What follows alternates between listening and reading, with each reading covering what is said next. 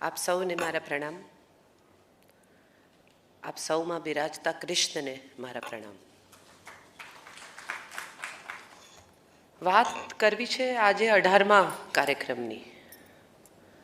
આ ભારતી વિદ્યાભવન છેલ્લા 18 કાર્યક્રમથી આવી સાહિત્ય ગોષ્ઠી કરી રહ્યું છે. કૃષ્ણાયન 3 સ્ત્રીઓની વાત તો છે જ, પણ કૃષ્ણાયન એક એવી વ્યક્તિના છેલ્લા થોડા કલાકો છે કે જે આવું ઇવેન્ટફુલ જીવ્યો છે, જેની જિંદગીમાં ઘટનાઓ એટલી બધી છે કે તમે કૃષ્ણ વિશે કહેવા બેસો તો થાકી જાઓ. એવા ઇવેન્ટફુલ જીવનના છેલ્લા થોડા કલાક ફરીને પાછો જુએ તો માણસ શું જુએ, શું વિચારે? રિટ્રોસ્પેક્ટ એક વખત કરે તો એને શું દેખાય, શું સમજાય, શું અનુભવાય? હિસાબ કરે કે ન કરે? કરવા બેસે તો શું જવાબો મળે? તાળો મળે કે માત્ર રીતના માર્ક મળે ને દાખલો ખોટો પડે? આ આખી એ વાત મને રહીને મૂંઝવતી રહી, એવું કહું તો કદાચ સાચો શબ્દ છે. કૃષ્ણાયન લખતા પહેલાં થોડીક વાત મારે મારા વિશે એટલા માટે કરવી છે કે તો કદાચ કૃષ્ણાયન સાથેનો સીધો સંપર્ક આપને બધાને સમજાશે. મારો ઉછેર ખૂબ નાસ્તિક છે. પદ્મશ્રી પુરુષોત્તમભાઈ અહીંયા છે, મારા પિતાના અંગત મિત્ર નિરંજન કાકા છે. આ બધાને ખબર કે મારા પપ્પા તો બાપુ જેમને હું કહેતી એ તો ઈશ્વર નામના કોઈ તત્વ સાથે એમને કોઈ નિસ્બત જ નહોતો. મારી મા ક્યારેક એમ કે ઉપરવાળા, તો કે કોણ ઉપરવાળા? સુધીર માકડ. એ લેવલ ઉપર જે માણસ ભગવાન સાથે ડીલ કરે. મારી મા અત્યંત શ્રદ્ધાળુ, બલકે અંધશ્રદ્ધાળુ. કંઈ ઠેકાણું ના પડે તો તરત બાધા લઈ લે, ભગવાન બદલી નાખે. પણ કામ થવું જોઈએ, મનોકામના પૂર્ણ કરવી, આ સિવાય બીજી કોઈ ઈચ્છા નહીં. અને આ બેની વચ્ચે ક્યાંક હું કદીક માનું, કદીક ન માનું. માનું તો શું માનું, ન માનું તો શેને નકારું? આમાં ક્યાંક વાંચતા મને એક કેરેક્ટર ખૂબ ગમ્યું અને એનું નામ કૃષ્ણ વસુદેવ યાદવ. એ ભગવાન હતા, ભગવાન નહોતા, એને આપણે ભગવાન બનાવ્યા, એ ભગવાનને ખબર. પણ એક અદ્ભુત પાત્ર. વેદવ્યાસે મહાભારત લખ્યું હશે ત્યારે એને કલ્પના પણ નહીં હોય કે આ પાત્ર એના હાથમાંથી આવી રીતે નીકળી જશે. હું નવલકથાઓ લખું છું એટલે મને ખબર છે કે લખતા ઘણીવાર કોઈક પાત્ર તમારી ઉપર ચડીને લખાવે. કદાચ એવું થયું હશે કે કૃષ્ણ લખતા એ વેદવ્યાસ પર એટલા બધા ચડી બેઠા કે મહાભારતમાં તો એ પોલિટિકલ સ્કોલર તરીકે એન્ટર થાય છે, દ્રૌપદીના સ્વયંવરમાં. ત્યાં સુધી કોઈ પણ પ્રકારનો કોઈ ઉલ્લેખ કૃષ્ણનો છે જ નહીં. આર્યાવર્ત, જેને આપણે ભારત કહીએ છીએ, 16 જાનપદોમાં વહેંચાયેલું હતું. કુરુ, પાંચાલથી શરૂ કરીને મગધ. આમ બહુ ઇન્ટરેસ્ટિંગ છે, સમજવા જેવો ઇતિહાસ. પણ કૃષ્ણાયન પૂરતી હું કોઈ પુરાણમાં, કોઈ ઇતિહાસમાં, કોઈ ફેક્ટ્સ એન્ડ ફિગર્સમાં પડી નથી. આ એક નવલકથા છે. તો એક એવું પાત્ર કે જે મહાભારતમાંથી પિક કર્યું અને પછી એને લાગ્યું કે આના વિશે વધારે લખવું જોઈએ યાર, આ તો પોપ્યુલર છે. સાહિત્ય અને પોપ્યુલર આવા બે વિભાગો છે, એ તો તમને ખબર જ હશે. હું પોપ્યુલરમાં આવું છું. સાહિત્ય સાથે મારે બહુ સ્નાન સૂતક નથી એવું કહેવાને બદલે મારે એમ કહેવું જોઈએ કે સાહિત્યને મારી સાથે બહુ સંબંધ નથી. કારણ કે અમિતાભને તો બધા ઓળખે, અમિતાભ ઓળખે ઇમ્પોર્ટન્ટ છે. એટલે કૃષ્ણાયન તો બહુ પછી. પણ તમે વિચારો કે વેદવ્યાસ પોતે આ પાત્રના પ્રેમમાં પડી ગયા. લખતા એને એમ થયું કે અરે યાર મેને ક્યાં બના ડાલા. અને ત્યાં ક્યાંક એને થયું કે આના વિશે વધુ પણ લખાવવું જોઈએ. ને વધુ શું? ત્યારે રચના થઈ શ્રીમદ ભાગવતની. એ પછી લખાયું હરિવંશ પુરાણ. એટલે મૂળ કથા મહાભારત, જેમાં એક પોલિટિકલ સ્કોલર આવે છે અને સમસ્યાઓનો ઉકેલ શોધી આપે છે. એક એવો માણસ કે જેના સ્વપ્નમાં સુરાજ્ય છે, એક એવો માણસ કે જેણે ઈચ્છ્યું કે આ દેશ એક થાય, એમાં અંદરો અંદર લડતા આ યાદવો, આ જાનપદો, આ કુરુઓ, આ પાંચાલો, આ ક્ષત્રિયો, આ બ્રાહ્મણો એક થઈને સુરાજ્યનું સ્વપ્ન જુએ. બસ વાત આટલી જ છે. આ સુરાજ્યનું સ્વપ્ન જોવામાં જ્યાં જ્યાં જેની જેની જરૂર પડી એ બધાને એણે એક ક્ષણ પણ વિચાર્યા વિના સાધન બનાવીને પોતાનું સાધ્ય સિદ્ધ કર્યું. કૃષ્ણાયનમાં એક જગ્યાએ દ્રૌપદી પૂછે છે કે આ બધું જે તે કર્યું, સાચું ખોટું, ભલું બુરું, સત્ય અસત્ય, એ બધું જ તને એમ લાગે છે કે આ કરવું જ યોગ્ય હતું અને આ કરવું જ પડે એમ હતું? અને ત્યારે કૃષ્ણ કહે છે કે મેં મારા માટે કંઈ નથી કર્યું, મેં તો આ મેળવવા માટે, આ સુરાજ્યની સ્થાપના કરવા માટે આ કર્યું છે. અને ત્યારે દ્રૌપદી કહે છે કે અમે સાધન માત્ર, અમે વ્યક્તિ નહીં વસ્તુ. અને એનો જવાબ કૃષ્ણ આપે છે કે વ્યક્તિ નહીં વસ્તુ તો તે ત્યારે જ સ્વીકારી લીધેલું જ્યારે તે 5 જણ વચ્ચે વહેંચાવાનું નક્કી કર્યું. એણે રાઈઝ થઈને કહેવાનું હતું કે હું નથી વસ્તુ, હું ભિક્ષા નથી, મને નહીં વહેંચો. ત્યારે શું કામ સ્વીકાર્યું? તું તારી જાતને સાધન પુરવાર કરી ચૂકી છે, હવે હું એને સાધન માનીને કશું સારું કરું તો એ કરવાનો મને અધિકાર છે. એક જગ્યાએ દ્રૌપદી રડીને કૃષ્ણને પૂછે છે કે હું રડું, દુઃખી હોઉં, પીડાયેલી હોઉં, સમસ્યામાં હોઉં, પેનમાં હોઉં તો જ તું આવે? હું મજામાં હોઉં, પાર્ટી કરતી હોઉં, ખુશ હોઉં, દોસ્તોને બોલાવ્યા હોય તો તું ન આવે? આપણી વચ્ચેનો સંબંધ માત્ર પીડાનો, પેનફુલી કનેક્ટેડ રહેવાનો, આપણી વચ્ચે જોયફુલી કનેક્શન રહેવાનું કશું નહીં. અને ત્યારે કૃષ્ણ એને જવાબ આપે છે કે તારો ને મારો સંબંધ સૂર્ય અને પૃથ્વી જેવો છે. 2 જણા એકબીજાની બહુ નજીક આવી જાય તો એ જીવન સંભવ નથી, અને 2 જણા એકબીજાથી બહુ દૂર થઈ જાય તો પણ જીવન સંભવ નથી. આપણે બંને સેફ ડિસ્ટન્સ પર રહીને એકબીજાની આસપાસ ફરતા રહેવાનું છે. હું કેન્દ્રમાં રહીશ અને તારે મારા તરફ ઝૂકેલા રહેવાનું છે, એ જ આપણી નિયતિ છે. પણ તારે તારી ધરી નથી છોડવાની અને હું મારું સ્થાન નહીં છોડી શકું. આ જ આપણી નિયતિ છે.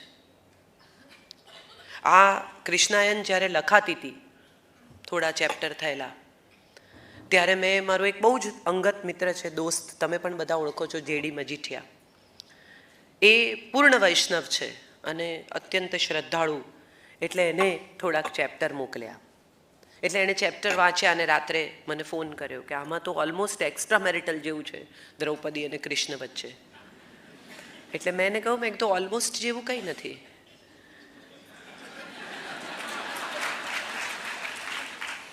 મજા એ છે કે એ સમયની એવી કઈ સ્ત્રી હતી જે કૃષ્ણના પ્રેમમાં નહોતી? આ સમયની એવી કઈ સ્ત્રી છે જેને કૃષ્ણ માટે પ્રેમ નથી? સાંદીપનીને ત્યાંથી ગ્રેજ્યુએટ થાય છે, હાથ જોડીને ગુરુને પૂછે છે શું આપું? ગુરુદક્ષિણા સ્વરૂપે હું એવું શું અર્પણ કરી શકું કે જે તમને જોઈએ છે? જ્ઞાનનું તો કોઈ મૂલ્ય જ નથી. અને તમે મજા જુઓ, એ જીતે છે, કંસને મારી નાખે છે, ઉગ્રસેનને ગાદીએ બેસાડે છે. 13 વર્ષનો કોઈ પણ છોકરો એ સમયે રાજા બનવાનું જ પસંદ કરે. આટલું મોટું યાદવોનું રાજ્ય હાથમાં આવતું હોય ત્યારે બીજા કોઈને સોંપવું, એ વિચાર હું માનું છું કૃષ્ણ સિવાય કોને આવી શકે? He chose knowledge over power and not power over knowledge.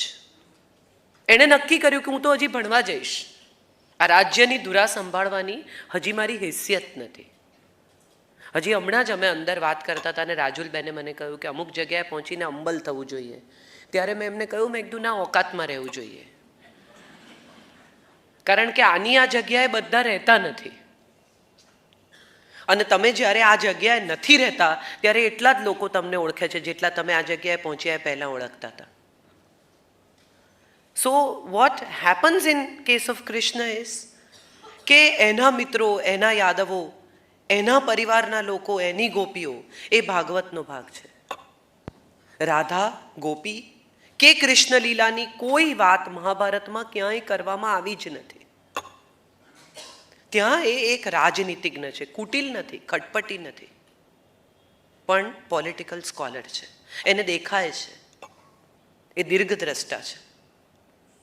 અને આજે જ્યારે 18મો કાર્યક્રમ છે ત્યારે ગીતાના 18મા અધ્યાયમાં મોક્ષ સંન્યાસ છે. મૃત્યુ તરફ જતા માણસને છેલ્લે જે સમજાય તે કૃષ્ણાયન છે. આપણે બધા જ આપણી રીતે જીવીએ છીએ, ઇવેન્ટફુલ, પાર્ટી કરીએ છીએ, મજા કરીએ છીએ, લફરા કરીએ છીએ, સક્સેસ જોઈએ છે, ફેલિયર્સ જોઈએ છે, કમાઈએ છીએ, ગુમાવીએ છીએ, મજા કરીએ છીએ, દુઃખી થઈએ છીએ. પણ આ બધું કર્યા પછી એક એવો સમય આવે છે કે જ્યારે માણસ સહેજ અટકીને પોરો ખાય છે, સહેજ અટકીને વિચારે છે, પાછો વળીને જુએ છે કે જે મારી સાથે નીકળ્યા હતા એ બધા સાથે આવ્યા કે રસ્તામાં જ રહી ગયા. હું તો પહોંચી ગયો, પણ મારી સાથે નીકળેલા લોકો મારી સાથે આવ્યા કે નહીં. અને બહુ મજાની વાત એ છે કે આ જ્યારે જુએ છે ને ત્યારે મોસ્ટલી સામાન્યતઃ માણસ એકલો હોય છે. કૃષ્ણ એકલા છે, પીપળાના ઝાડ નીચે. જરાનું તીર વાગી ચૂક્યું છે, યાદવા સ્થળી પૂરી થઈ છે. દિનકર જોશીનું પુસ્તક છે આથમતી સાંજના પડછાયા. એ જ્યાં પૂરું થાય છે ત્યાંથી કૃષ્ણાયન શરૂ થાય છે. અને હું સાચા હૃદયથી એવું ઈચ્છું કે જેણે કૃષ્ણાયન ન વાંચી હોય ને વાંચવા માગતા હોય એ પ્લીઝ એકવાર આથમતી સાંજના પડછાયા અચૂક વાંચે, કારણ કે પીડાની શરૂઆત તો ત્યાંથી થાય છે. તમારા પોતાના લોકો તમારી નજર સામે એકબીજાને મારીને મરી જાય, એઠા વાસણ મારે આ પ્રતાપી યાદવો. લેન્ડલોકમાં જીવતા હતા યાદવો તો. એમને દ્વારિકા લઈ આવ્યા, કુશસ્થલી નામના નગરમાં દ્વારિકા વસાવ્યું. કેમ? કારણ કે 3 તરફ દરિયો છે. હુમલો કરવો હોય તો લેન્ડનો એક જ રસ્તો છે, અને એ જો તમે બંધ કરી દો તો યાદવો સેફ થઈ જાય. જે લોકોને નૌકા વિશેનું બિલકુલ જ્ઞાન નહોતું એમને નૌકા વિશે સૌથી ઉત્તમ શિક્ષણ કૃષ્ણએ આપ્યું, પ્રશિક્ષણ આપ્યું. અને યાદવો નૌકામાં સૌથી ઉત્તમ સૈનિકો પુરવાર થયા. પોતાના લોકોને લાવીને એમની ઉત્તમ જિંદગી બનાવવાનો પ્રયાસ કૃષ્ણએ પૂર્ણપણે કર્યો. આ દેશને, આર્યાવર્તને એક ઉત્તમ સુરાજ્ય આપવાનો, એક શ્રેષ્ઠ રાજ્ય આપવાનો પ્રયાસ કર્યો. પણ આ બધું કરતા કરતા કરતા કરતા કરતા કરતા જ્યાં પહોંચ્યા ત્યાં હવે એની પાસે થોડા કલાક છે. જે કથા મહાભારતમાં નથી એને કનેક્ટ કરે છે સાંબની કથા. મને ખબર નથી તમે કેટલા લોકો આના વિશે જાણો છો, પણ કૃષ્ણાયન વિશે વાત કરવી હોય તો આ કથા વિશે વાત કરવી પડે. સત્યભામાનો દીકરો સાંબ સંપૂર્ણપણે બગડી ગયો છે, શરાબી છે, જે યાદવોને પણ બગાડી રહ્યો છે. બલરામ એના આઈડિયલ છે અને પિતા એના આઈડિયલ નથી. અને એવા સમયે સાંબ અને એના મિત્રો ખૂબ શરાબ પીને, ખૂબ સોમરસ પીને તોફાન કરતા દુર્વાસા પાસે પહોંચે છે. સાંબ સ્ત્રીના કપડાં પહેરીને, પેટ ઉપર તગારું બાંધીને દુર્વાસા પાસે જાય છે અને એના મિત્રો પૂછે છે કે આ પ્રેગ્નન્ટ છે, આને શું અવતરશે? દુર્વાસા ક્રોધિત થઈને કહે છે કે એના પેટે મૂષળ અવતરશે અને એ મૂષળથી યાદવોનો નાશ થશે. ગભરાઈ જાય છે. દુર્વાસાનો શાપ કદીએ વિફળ જાય નહીં. થોડા સમયમાં તગારું છોડે છે ત્યારે એમાંથી એક મૂષળ નીકળે છે. હવે આ મૂષળનું શું કરવું? પિતાને તો કહી શકાય નહીં, બીજા કોને કહેવું એ ખબર નથી. એટલે મૂષળ ઘસીને એને કમ્પ્લીટ ભૂક્કો કરીને દરિયામાં વહાવી દેવામાં આવે છે. દ્વારિકાથી વહીને મૂષળ પ્રભાસ પાટણના કિનારે આવે છે અને ત્યાં એરકો નામનું ઘાસ ઉગે છે, જે ચીપિયા જેવું છે. આજે પણ ત્યાં પ્રભાસ પાટણમાં આવું ઘાસ ઉગે છે. એ ચીપિયા જેવું ઘાસ વાગે શરીરને. એ એરકો ત્યાં ઉગ્યું છે. કટ્ટુ વાર્તા આગળ ચાલે છે અને કૃષ્ણ નિર્ણય કરે છે કે ઘણો સમય મારે જે કામ કરવાના હતા એ પૂરા થયા, કુરુક્ષેત્ર પૂરું થયું, હવે મારે જવું જોઈએ, મારા જવાનો સમય થયો. એ અવતાર હતા કે નહીં, બલરામ શેષનાગ હતા કે નહીં, રૂકમણી લક્ષ્મી હતા કે નહીં, આમાં કશાયમાં પડ્યા વગર ઘણીવાર આપણે બધા પણ આવા હોઈએ છીએ કે આપણે નક્કી કરતા હોઈએ છીએ કે બસ હવે બધું પતી ગયું, હવે જવાનો સમય થયો. कल और आएंगे नगमों की खिलती कलियां चुनने वाले, मुझसे बेहतर कहने वाले, तुमसे बेहतर सुनने वाले. તો કૃષ્ણને પણ થયું કે હવે સમય પૂરો થયો છે અને કેટલાક લોકોની વચ્ચે મૌનનો સંવાદ હોય છે. એ દરેક વખતે કહેતા નથી હોતા, શબ્દોમાં વાત નથી પણ થતી હોતી. અને એનો સૌથી મોટો દાખલો એ છે કે પપ્પા આવીને ચપ્પલ ઉતારે ને ઘરમાં, એટલે મમ્મી કહી દે કે આજે રહેવા દેજો. કોઈ કાંઈ બોલ્યું નથી, પણ આ સંવાદ થાય છે. પપ્પા ઘરમાં દાખલ થઈને છોકરાઓને પૂછે, મમ્મીને કંઈ થયું છે? કોઈએ કશું કહ્યું નથી, પણ આ સંવાદ છે. કેટલીક વાર પાર્ટીમાં બે જણા એકબીજાની સામે જુએ ને એક જ વાતે હસી પડે અને બહાર નીકળીને પૂછે કે શેનું હસવું આવ્યું? તો કે આનું કે અરે હા યાર બોલ, મેં પણ આવું જ વિચારેલું. આ દોસ્તો છે, આ મિત્રો છે, આ પ્રિયતમા છે, આ પત્ની છે, આ અર્ધાંગીની છે. અને દરેક માણસની જિંદગીમાં 3 સ્ત્રીઓ એ જાતે પસંદ કરે છે. મામી, કાકી, મા, બેન, દાદી, ફોઈ તમને મળે છે, તમે ચૂઝ નથી કરી શકતા. 3 સ્ત્રીઓ દરેક પુરુષ પોતાની જિંદગીમાં પસંદ કરે છે. એમાંની એક છે પ્રિયતમા, પ્રેમિકા પસંદ કરે. બીજી છે પત્ની. પત્ની પસંદ કરવાનો અધિકાર હોય છે મોટા ભાગનાને. આપણી બધા પાસે ફ્રીડમ ઓફ ચોઇસ છે, પણ ચોઇસ કર્યા પછીની ફ્રીડમ નથી, એ આપણે ભૂલી જઈએ છીએ. એટલે પત્ની પસંદ કરે છે. અને ત્રીજી છે દોસ્ત. દોસ્ત પસંદ કરે છે પુરુષ.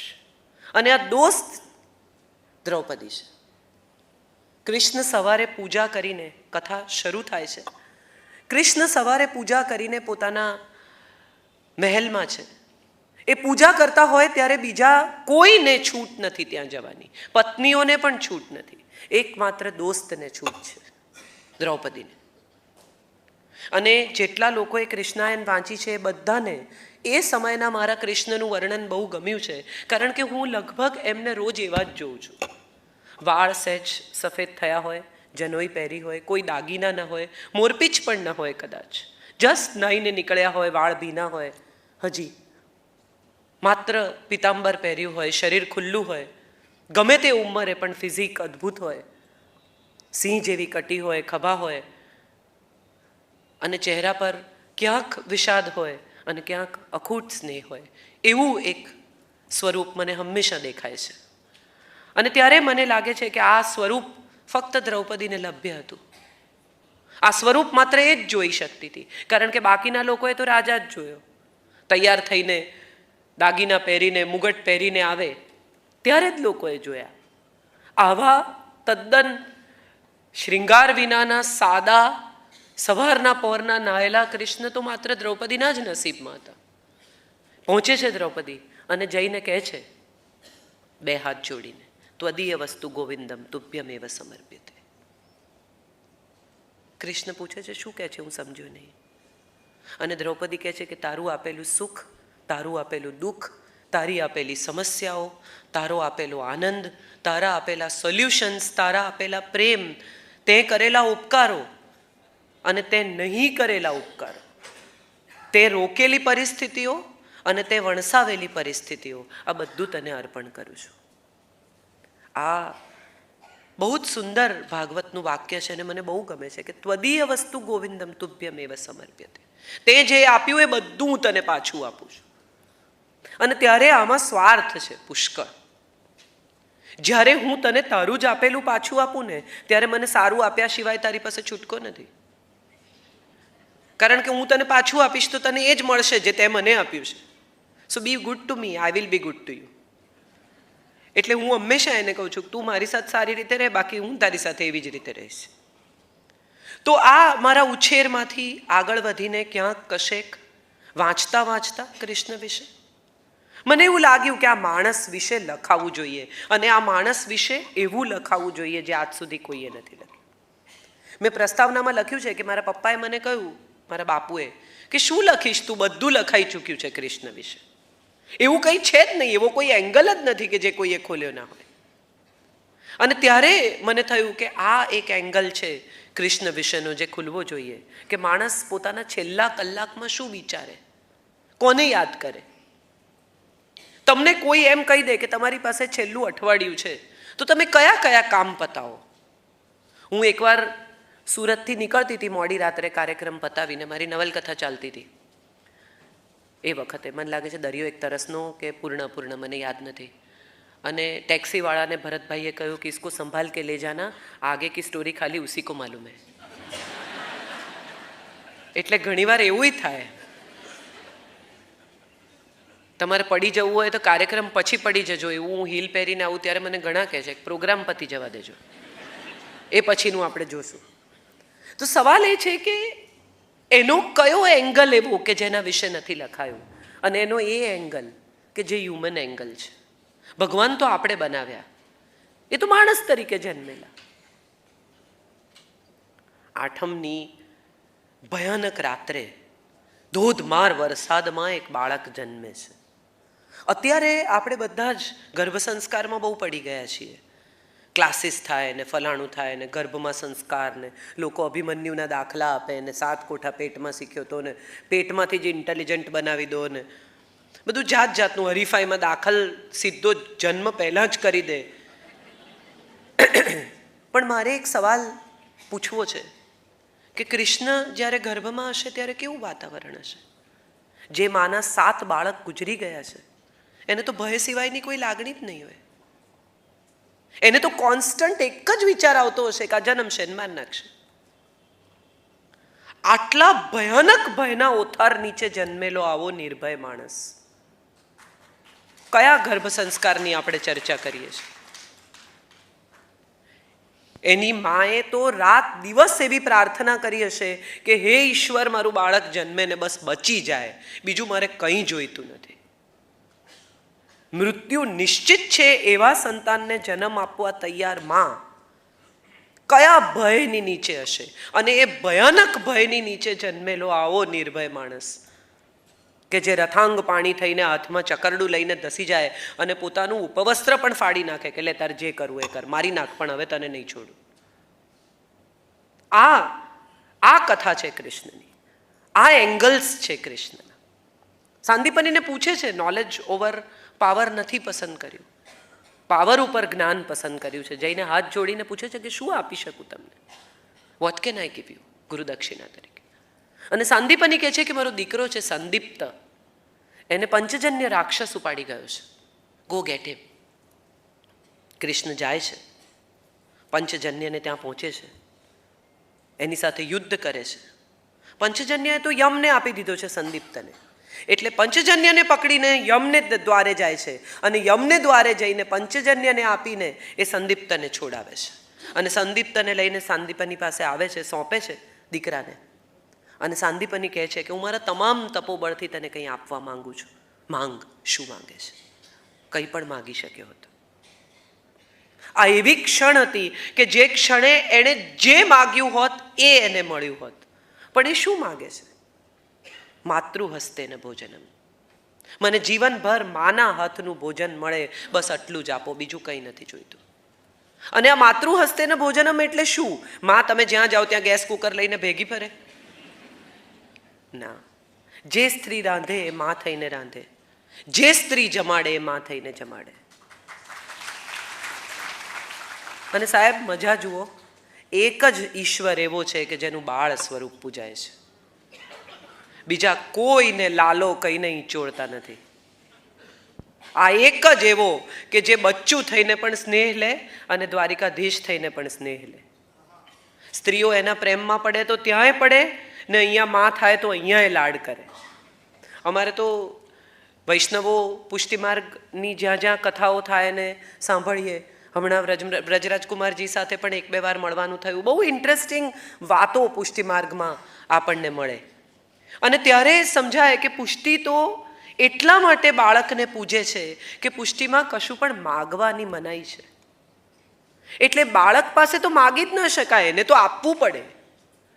તમારે એને રમાડવો પડે, હસાવવો પડે, એને મજા કરાવવી પડે, એને માટે રમકડા મૂકવા પડે, એને માટે જાત જાતના ભોજન બનાવવા પડે, એને મનુહાર કરવો પડે, એને વહાલ કરવું પડે. તો એને ત્યાંથી શરૂ કરીને એક એવી જર્ની કે જ્યાં દ્વારકાધીશ છે, તું માગ, તું જે માગે આપ. ક્યાંક શામળાજી છે, ક્યાંક ડાકોર છે, ક્યાંક જગન્નાથ છે, કેટલા સ્વરૂપ અને આ બધા સ્વરૂપ ક્યાંક વિઠ્ઠલ છે અને આ બધા કૃષ્ણના છે. આટલા સ્વરૂપ બીજા કોઈ દેવના પૂજાયા નથી. એનું કારણ એ છે કે જેને જેવો ગમે ને એવો થવા એ તૈયાર છે. તમને નાનો ગમે છે, ઓકે ચલો નાનો રાખો. તમને હેન્ડસમ યોગેશ્વર ગમે છે, ઇન્ટેલેક્ચ્યુઅલ, એની સાથે વાત થઈ શકે ઓકે એવો રાખો, એમાં શું વાંધો? જેને જેવો ગમે એવો થઈ શકે માટે લોકો એને આટલો ચાહે છે. માતૃ હસ્તેન ભોજનમ એ એનું પહેલું વરદાન છે. ખાંડવ વનનું દહન થાય છે ખાંડવ પ્રસ્થ બનાવવા માટે. તક્ષકને જીવતો છોડી દેવાય છે. તક્ષક પૂછે છે માંગ, કંઈ આપું તને? મારા જીવના બદલામાં તું જે માગે તે આપવા તૈયાર છું. અને ત્યારે કૃષ્ણ માગે છે પ્રીતિ પાર્થેન શાશ્વતે. પાર્થ સાથેની પ્રીતિ શાશ્વત રહે. આ પાર્થ એટલે કોણ? અર્જુન, પૃથાનો પુત્ર, માણસ જાત, માનવ માત્ર. માણસ સાથેનો પ્રેમ મારો અખંડ રહે એવું વરદાન આપો. અને માટે કદાચ આ બે વરદાન આજે પણ સાચા છે. માણસ માત્ર કૃષ્ણને ચાહે. હમણાં અંદર જ કહ્યું, કોની સાથે હું વાત કરતી હતી અને ત્યારે મને કહ્યું કે કૃષ્ણ છે જ એવો કે લોકોને એટલો ભાવ આવે. અને ત્યારે મને સમજાય છે કે આ જે કોઈ આવ્યા છે એ કૃષ્ણ માટે આવ્યા છે, કાજલ ઓઝા વૈદ માટે નથી આવ્યા. તમે સૌ એક એવા માણસના પ્રેમમાં અહીંયા ખેંચાઈ આવ્યા છો કે જે માણસના પ્રેમમાં હું પણ છું.